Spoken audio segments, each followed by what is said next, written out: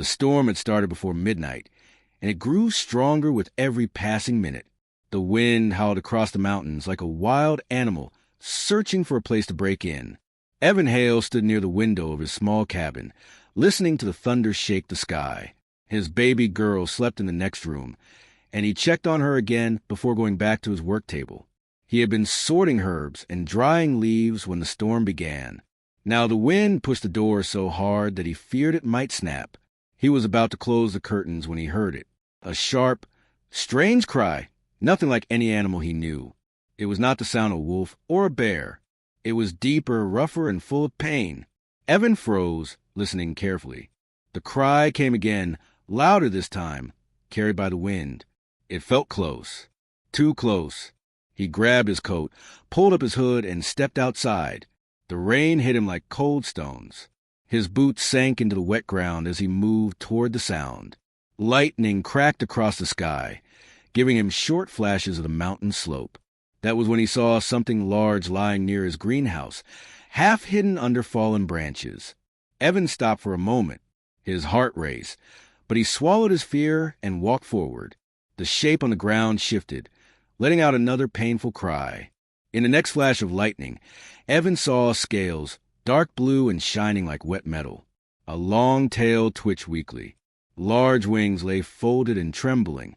It looked like something from an old story, something that should not exist. It was a dragon, or something very close. Evan took a step back in shock. The creature lifted its head and looked at him.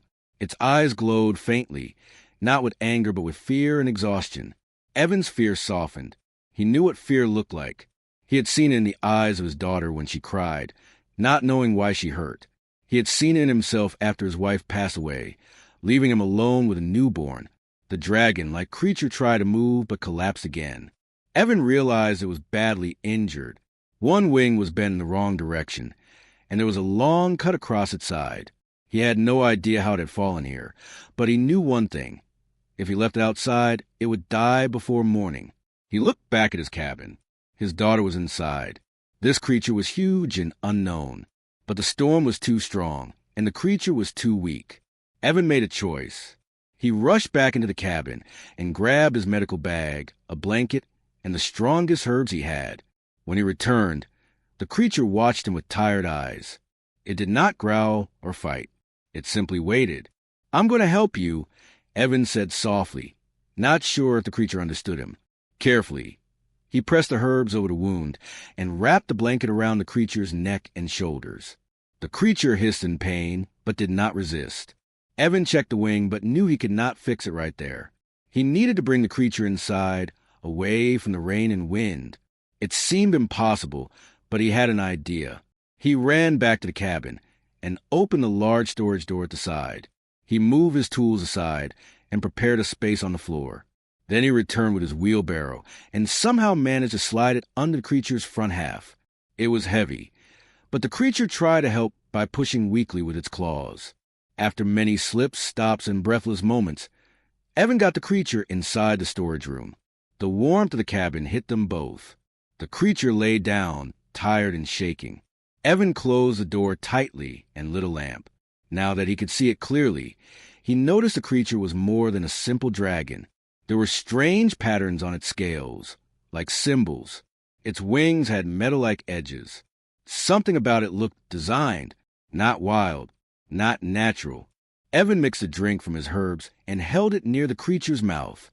It hesitated, then drank slowly. Its breathing eased. Its body relaxed. When its eyes met his again, Evan felt something like gratitude. The creature made a low sound, almost a whisper. Evan thought it was trying to speak. He went to his shelf and brought out a small device he had built, a simple translator meant for unknown animal sounds.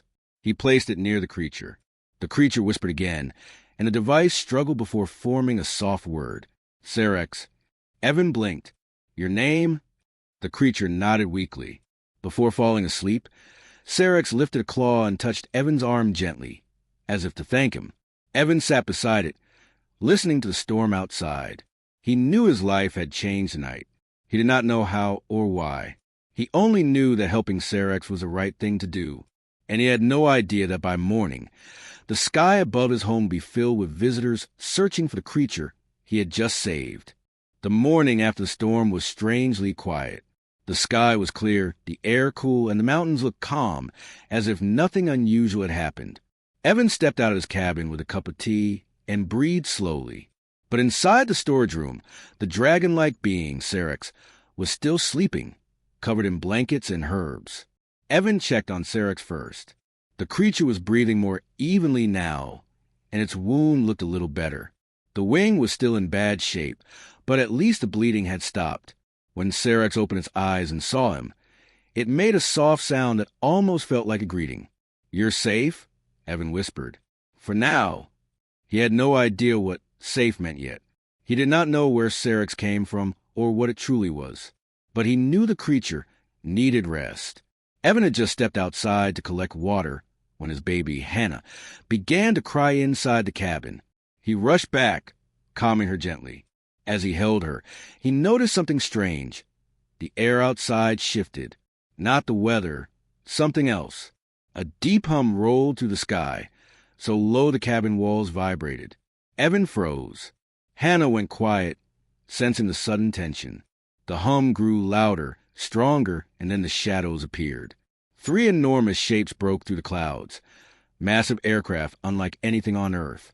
They had long wings shaped like blades, engines that glowed blue, and strange symbols shining on their sides.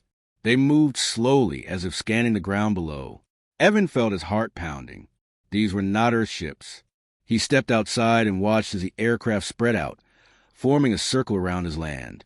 Bright lights turned on beneath them, shining straight down onto the ground like giant spotlights. Then the first ship opened its side doors. Figures jumped out, dozens of them, falling fast but landing gently as if pulled by invisible strings. They wore armor that glowed at the joints, helmets with long visors, and they moved with perfect coordination. Alien paratroopers. Evan stood frozen, unable to move or speak. He held Hannah against his chest, keeping her close. The paratroopers formed lines, checking devices on their wrists. Their armor colors were deep silver with marks that matched the symbols on Syrax's scales. They were searching for someone, or something, and Evan already knew what it was. He turned slightly toward the cabin, thinking of Syrax lying inside. The creature had warned him with its eyes. Something dangerous was coming. Evan had not understood then. Now he did. One of the aliens broke formation and approached him. This soldier was taller than the others and carried a staff-like weapon instead of a gun. When the alien reached him, it lifted its visor, revealing sharp eyes and dark blue skin. Its voice was rough but understandable through a translating badge on his chest. "Human," the alien said, "we detected a crash signal in this area. A military target. You will answer our questions." Evan tried to stay calm, but his hands tightened around his daughter. "I don't know anything about a crash." The alien narrowed its eyes.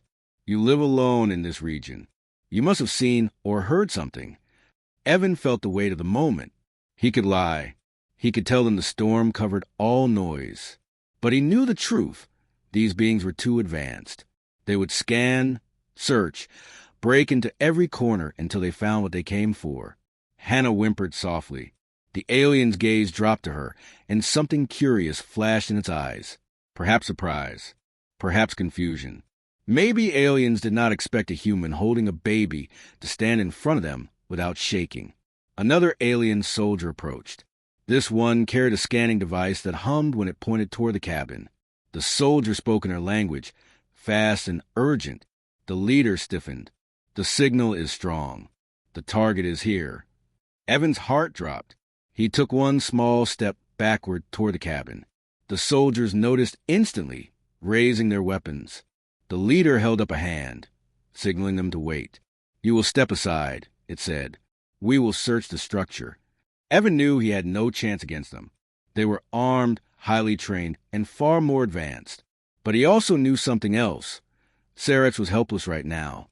If these soldiers found him still weak and unable to defend himself, they might kill him without hesitation. He swallowed hard. "There's no one inside except me and my daughter." The leader tilted its head. "You are lying." Before Evan could reply, another sound filled the air, a warning alarm from the alien soldier's device. The soldier shouted something urgent. The leader turned sharply. Energy spike. A sudden rumble came from the storage room. Syrinx was awake.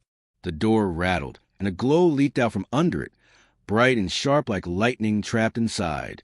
The alien snapped into formation immediately, raising weapons and aiming at the cabin. Evan stepped in front of the door, without thinking, shielding it with his body and holding Hannah close. "Move," the leader commanded.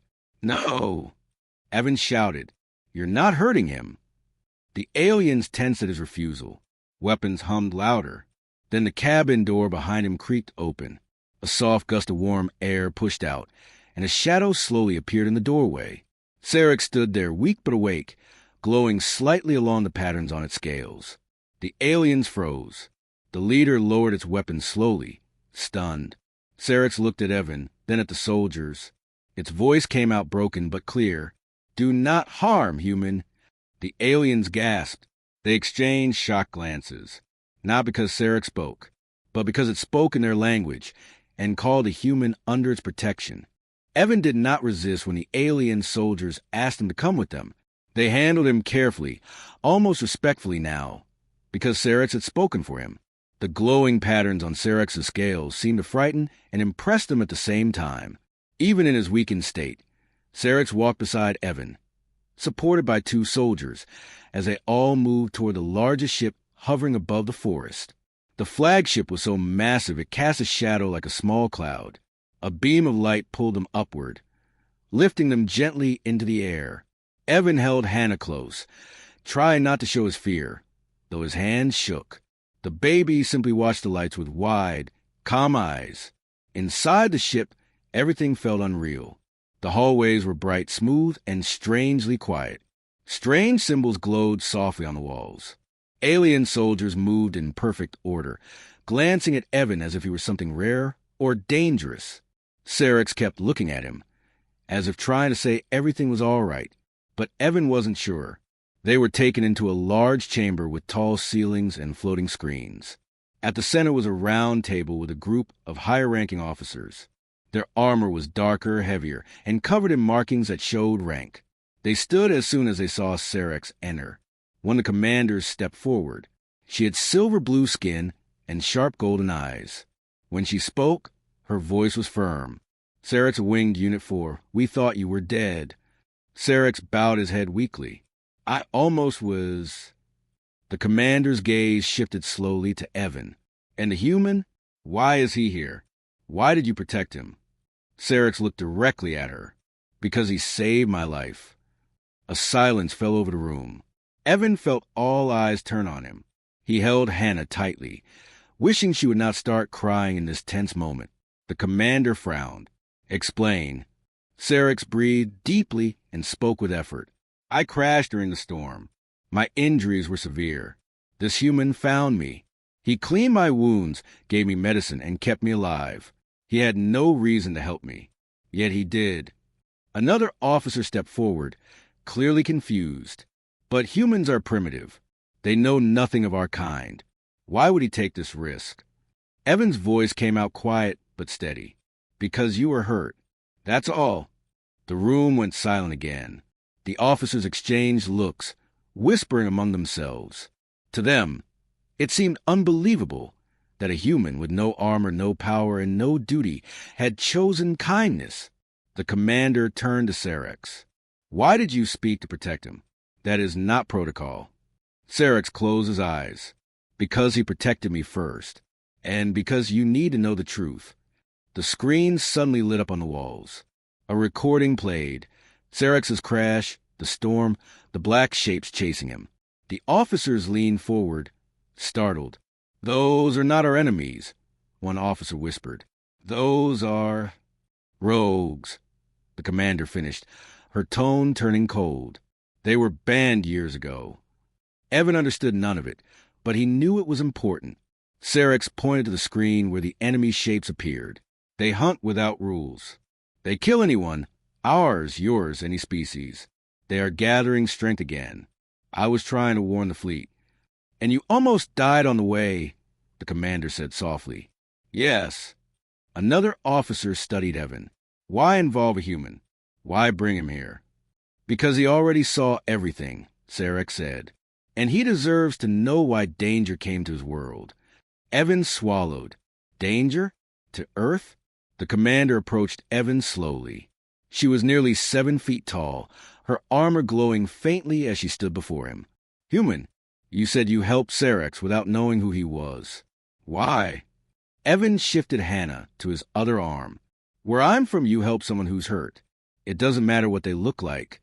The commander stared at him, studying every detail as if trying to read the truth inside him.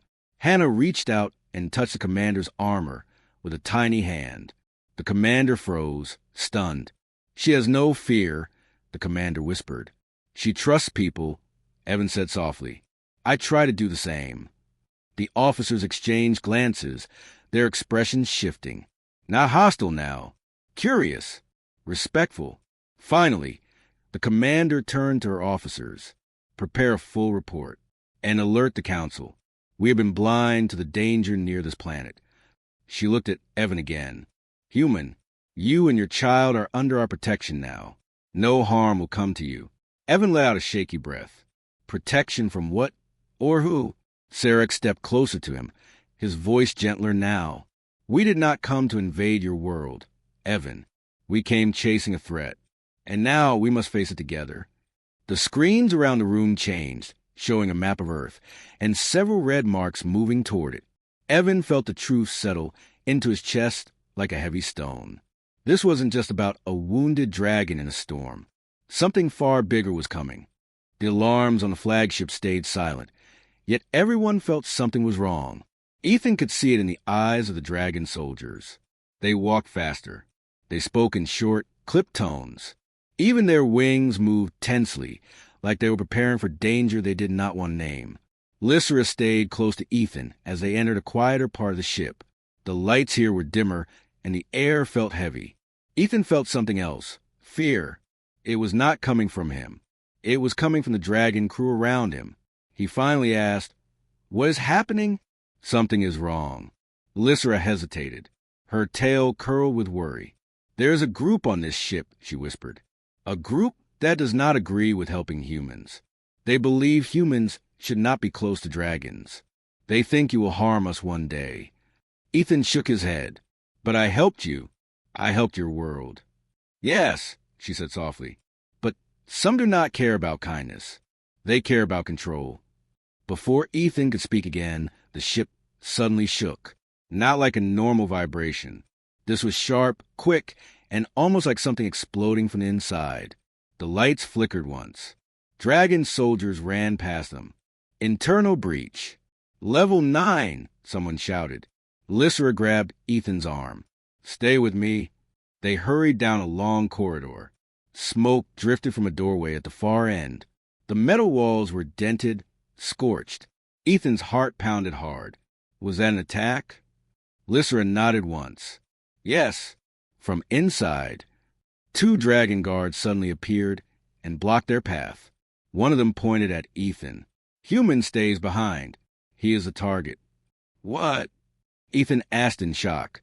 Lysra stepped forward. Her wings opened slightly, protective and strong. He stays with me. You know who gave him permission. The guards looked at each other. They hesitated. Then they stepped back and let them pass, but their eyes stayed cold. As they moved farther in, Ethan whispered, Why am I the target? Lysra answered in a low voice. The group wants to remove you because your actions showed something dangerous to them. You helped a dragon in need. You treated us as equals. You made some of our people question them. Ethan exhaled slowly. So kindness made me dangerous. To those who fear change, she said, Yes. The corridor suddenly darkened. Backup lights flashed red. A strong, heavy sound echoed through the hall. Footsteps, more than one set, coming fast. Lysra turned her head and listened. Her pupils narrowed. They are coming. Who? Ethan asked. The group? The footsteps grew louder. Ethan felt his stomach twist. Lysra pushed him toward a small maintenance door. Inside. But... Inside, she repeated firmly. They slipped into the room. It was small, filled with tools and repair panels. Lysra gently pressed Ethan down behind a large power box. Stay low. The door outside slid open. Ethan held his breath. He could hear voices now. Find the human. He was seen near this section. If we take him, the council will listen to us. Lysra stood near the door, ready but silent. Ethan watched her, amazed at her focus. She looked calm, but her hands tightened. Her tail curled like a spring ready to snap. One of the intruders stepped close to the maintenance door. Ethan could see his shadow under the frame. A clawed hand reached for the panel. Ethan braced for the worst. But before the hand touched the door, another voice shouted from the hallway, "Captain on deck!" The intruders froze. Then a deep, powerful voice filled the corridor. "Stand down. All of you." The intruders backed away. Ethan could hear the sharpness in the captain's tone. "Return to your posts. Now, this ship does not belong to you." Slowly, the footsteps faded. Lysra let out a long breath and opened the door. The captain, taller and older than the others, looked at Ethan with a serious expression. "The danger is not over," he said, "but you are safe for now." Ethan stood. "Why are they doing this?" "Fear," the captain said simply. "They fear that a friendship between our species will change everything they know." Ethan swallowed. "And will it?" The captain gave a small smile. "Yes, that is why it must happen." Lysra touched Ethan's shoulder gently. "We will protect you. You saved one of us. Now we save you." Ethan nodded slowly. "Then I'm with you, all the way." Outside, the alarm stopped, but the feeling of danger stayed in the air. The threat was still hiding somewhere in the ship, waiting. And Ethan knew this was only the beginning. Evan stood on the open deck of the alien flagship, watching the sun rise over Earth. The sky turned soft shades of orange and pink, and the world looked calm again. For the first time since the stormy night when he found the wounded dragon, he felt hope growing inside him. Sarek stood beside him, healed and stronger, his wings folded tightly behind his back. His scales reflected the sunlight like warm metal. Hannah held Evan's sleeve as she looked at the cloud below. She was much better now, smiling softly as the wind touched her small face.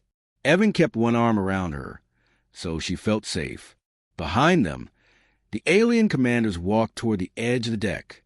Their armor shone gently in the morning light. The leader, a tall woman with silver markings on her uniform, stopped in front of Evan.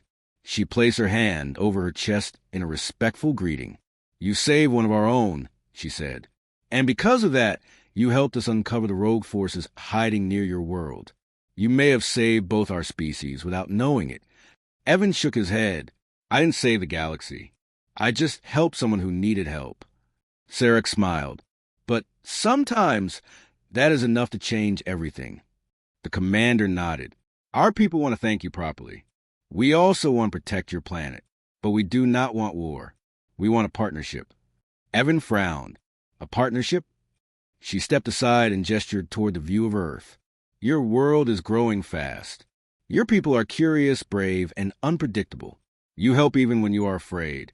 You think differently from us. That makes you strong. And we would rather stand with you than fight without you." Evan thought for a moment. He was just a simple man who fixed machines in a small town. He had never imagined something this big. But after everything he had seen, he understood why the aliens were asking. If the hidden enemy returned, Earth would not survive alone. "What kind of partnership?" he asked softly. The commander smiled. "An alliance. A promise. You help us, we help you. We share knowledge. We protect each other. We work as one." Evan looked at Sarek. The dragon bowed his head. "I will stand with you, Evan. Not because of duty, but because you stood with me when I was weak." Evan turned his eyes back to the rising sun. Earth has never been part of something like this. "Then you will be the first," the commander said. Hannah tugged on Evan's sleeve again. "Daddy," she whispered, "does this mean we have new friends?" Evan knelt so he could see her face. "Yes," he said, "new friends who will help keep us safe." She smiled brightly. "Then I like them." The officers behind the commander let out soft laughs. Even Sarek smiled wider than before. The moment felt lighter, warmer. Soon, more aliens joined them on the deck. Engineers, soldiers, healers, and pilots. Many different species, each with different bodies, but the same hopeful look in their eyes. One of them brought a small metal device and placed it on the floor. It opened and projected a circle of light. "This is a promised stone," the commander said. "A symbol of unity used by many worlds. If you agree to stand with us, touch the light." Evan looked at the glowing circle. He felt nervous, but he also felt something stronger, responsibility. He remembered the fear he felt when the unknown enemy's shadows approached Earth. He remembered holding Hannah close. He remembered Sarek's nearly dying. And he remembered what kindness had done. He reached out and touched the light. The circle glowed brighter, turning gold. Sarex placed his hand next, then the commander, then the others. Bright rays lifted into the air and formed a soft pillar that shined across the deck. Hannah clapped her hands. "Pretty." Evan smiled. "Yes, very pretty." When the light faded, the commander bowed to him. "It is done. The Alliance is born." Sarek stepped forward. "And now," he said gently, "you are not just a human who helped a dragon. You are the bridge between our species." Evan felt his chest tighten. "I don't know if I'm ready for that." Sarex looked at him with warm eyes. "No one ever thinks they are ready, but you act when it matters. That is what makes you the right person." The wind grew stronger as the flagship began to move. The engines vibrated softly beneath their feet. The ship was preparing to head toward the hidden enemy's territory with new plans, new strength, and new hope. But before they left, the commander turned to Evan. "We will return often. Your world will not stand alone again." Evan lifted Hannah into his arms and nodded. "We'll be here." The flagship rose higher, above the clouds, above the storm that had begun this strange journey. Evan watched the sky and felt something he thought he would never feel after losing so much. He felt like the world was opening again. A new alliance had started, and he, a simple human, was standing at the center of it, ready to help shape a future where dragons, humans, and many other species stood together, not as enemies but as family.